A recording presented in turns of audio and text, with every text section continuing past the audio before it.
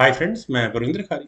Friends, FIDE candidates tournament अपने fourth round में पहुंच चुका है और मुकाबला बहुत कठिन होता जा रहा है। तो फोर्थ राउंड की आज की जो हमारी गेम है वो विदित संतोष गुजराती और इयान नकुम्बनियात्सी के बीच में खेली गई थी। फ्रेंड्स, वैसे बाकी तीनों खिलाड़ी यानी भारतीय दोनों गुकेश और प्रज्ञानंद, इन दोनों खिलाड़ियों की गेम ड्रॉ रही थी। बाकी जो तीन अलग गेम्स हुई थी वो सारी ड्रॉ रही थी। रिजल्ट इसी में आया। तो चलिए करते हैं शुरू यहाँ फोर्थ राउंड की इस गेम को, जहां नपन्यासी ने E4 के साथ शुरू किया था। E5 का रेस्पॉन्स यहाँ विदित ने दिया। नाइट F3 हुआ, नाइट F6, बिशप B5, रोए लोपेज ने नाइट F6, देन हुआ कैसर, बिल्कुल सही है। Knight takes E4, temporary pawn gain for black. Then हुआ D4, knight D6, bishop takes C6, D takes C6, then D takes E5। Knight हटा तो वो गया F5 स्क्वायर पर, और ऐसा करने के बाद queen takes D8 check, king takes D8। और फ्रेंड्स, जो लोग इस वेरिएशन को नहीं जानते, यहाँ ब्लैक जानबूझकर अपना कैसल चांस को खत्म करवाता है। इंटेंशंस क्या है? वो यहाँ अपने बिशप को किसी ठीक ठाक स्क्वायर पर डेवलप करके फिर यहाँ बी पॉन आगे पुश, और उसके बाद किंग मैन्यूवर। लेकिन हाँ, टाइम बहुत लगता है इस तरह के किंग सेफ्टी में, पर बहुत स्ट्रांग डिफेंस हो सकता है ब्लैक के लिए। खैर, नाइट C3, देन हुआ bishop D7, H3, H6, G4, night गया वापस E7 स्क्वायर पर। और friends, just for explanation purpose, जैसे मैंने अभी थोड़ी देर पहले बताया कि नाइट E4 जैसा मूव अगर मैं कोई भी वाइट के लिए मूव चलूं, तो यहाँ ब्लैक का प्लान क्या होगा? B6 करने का ही होगा। उसके बाद ब्लैक यहाँ अपने किंग की सेफ्टी को 100% इंश्योर कर सकता है। और वैसे भी फिलहाल की कंडीशन में वाइट अपना लाइट स्क्वाड बिशप भी खो चुका है, तो वो भी ज्यादा फायदेमंद रहने वाला है। खैर, यहाँ खेला गया नाइट H2। नाइट H2 के बाद डेफिनेटली यहाँ ये एफ पॉन तो आगे पुश होने ही वाला है, लेकिन उससे पहले जी पॉन को यहाँ ब्लैक ने आगे पुश किया। उसके बावजूद भी हुआ F4, G takes F4, bishop takes F4, then bishop आया E6 स्क्वायर पर। अब आप क्या करोगे? ज्यादा ज्यादा चेक दोगे, उसी का वेट यहाँ ब्लैक कर रहा होगा किंग को, वो भी मूव कर लेगा। लेकिन नाइट E4 यहाँ पहले व्हाइट ने किया, और व्हाइट के नाइट के लिए ठीक ठाक आउटपोस्ट मानी जा सकती है।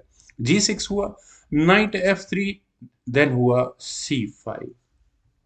Friends, I don't think bishop लगाया भी जा सकता था। खैर, ओके, पिन हो जाएगा, वो तो बहुत बड़ी प्रॉब्लम हो जाएगी।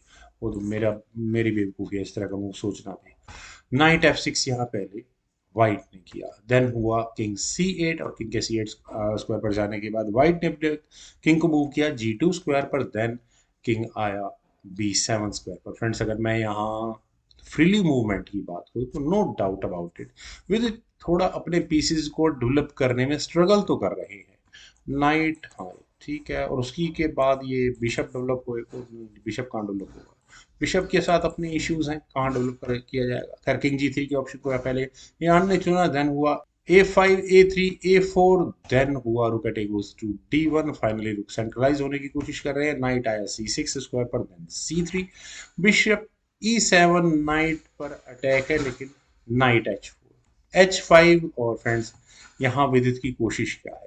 बिल्कुल एच फाइल को ओपन कराने की है। बिशप का अटैक भी सही प्रेशर बना रहेगा। खैर, G5 कोई जरूरत नहीं है अपॉन एक्सचेंज करने की। बेस्ट स्ट्रेटेजी मुझे कम से कम यही लगती है। रुक A5। फ्रेंड्स, यहाँ इस गेम में ऐसा नहीं है कि मूव बहुत बड़ा गलत होने वाला है आने वाले समय में, लेकिन यही वो मूव है जो आगे जाकर विदित की गेम में परेशानी का सबब बना, जिसपे एक एडवांटेज के साथ यान थोड़ा सा लीड लेते चले गए। Rook at D goes to E1, then rook आया B5 स्क्वायर पर। और फ्रेंड्स, मेरे ख्याल से रुक F2 से यहाँ इस B2 पॉन का डिफेंस किया जा सकता था। काफी डिफेंसेस थे यहाँ यान के पास, लेकिन उन्होंने अपने बिशप को वापस लेकर जाना ज्यादा सही समझा। रुक B3। और फ्रेंड्स, रुक के B3 स्क्वायर पर आने के बाद, जैसे मैंने कहा कि यही वो गेम का ब्लंडर है, जो गड़बड़ है जो यहाँ विदित ने की। आप यहाँ इस रुक की पोजीशन को देखिए, बहुत बड़ा गलत भी नहीं है। आप अगर देखेंगे तो ये पॉन पुश ही आने वाले समय में वर्कआउट करेगा, यहाँ पॉन्स को जिताने में मदद करेगा ब्लैक की। लेकिन G6 के ऑप्शन को पहले यहाँ पर व्हाइट ने चुना। एफ टेक्स G6 होने के बाद हुआ नाइट टेक्स G6, और बना यहाँ पर अटैक रुक के ऊपर। और इस रुक को कहाँ लेकर जाया? यह रुक ये गया D8 स्क्वायर पर, then knight takes E7, knight takes E7, knight takes H5।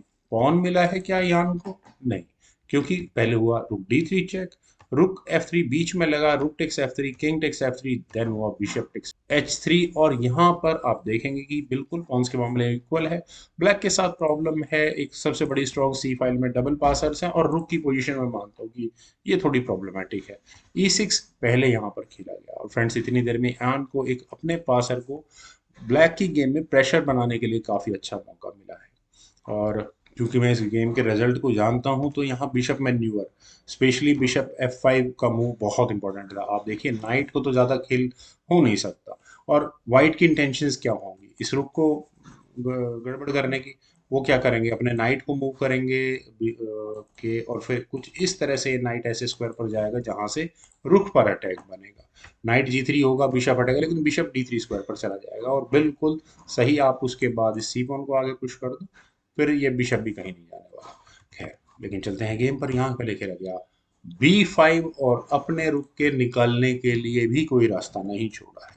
मेरा ऐसा मानना है कि नाइट G3 यहाँ व्हाइट के लिए बिल्कुल सही मूव है, और यहाँ यान आराम से रुक को ट्रैप कर सकते थे। विदित की कोशिश यही रहेगी कि वो अपने पॉन्स को आगे बढ़ाने की कोशिश करते रहें।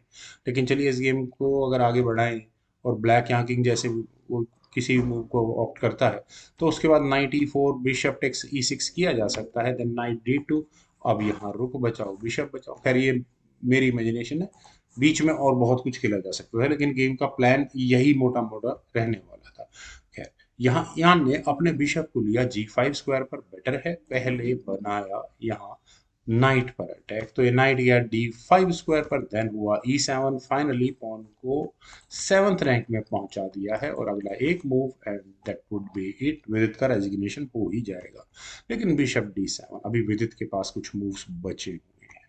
रुक आया D1 स्क्वायर पर, नाइट पर इश्यूज है। फ्रेंड्स ये वो क्रूशियल पॉइंट है जहां पर मैं ब्लंडर कोई नहीं है, दोनों मूव बहुत अच्छे हैं, लेकिन ऑप्शंस हैं। एक ऑप्शन है बिशप को C6 स्क्वायर पर लेकर जाने की, और यहाँ नाइट पर भी डिफेंस हो जाता, और अगले मूव में डिस्कवर्ड चेक का भी खतरा रहता। उसके लिए पहले किंग को मूव करना होता ऐसे स्क्वायर पर जहां से कोई उल्टी सीधी चेक भी ना आए। उसके बाद नाइट टेक्स C3 किया जा सकता था। क्यों किया जा सकता था? बी टेक्स C3 होने के बाद यहाँ ये 3 पॉन्स लिए जा सकते थे।